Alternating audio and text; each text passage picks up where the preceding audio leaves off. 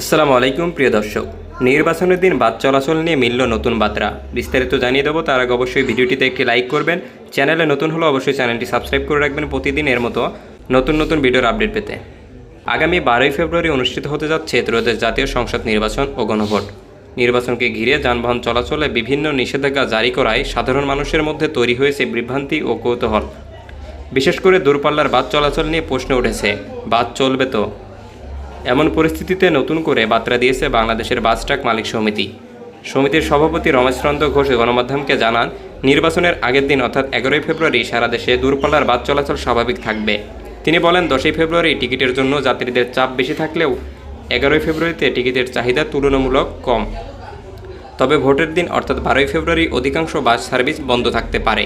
কারণ হিসেবে তিনি জানান, পরিবহন শ্রমিকরা ভোট দিতে নিজ নিজ এলাকায় অবস্থান করবেন, ফলে সাময়িকভাবে বাস চলাচলে বিঘ্ন ঘটতে পারে।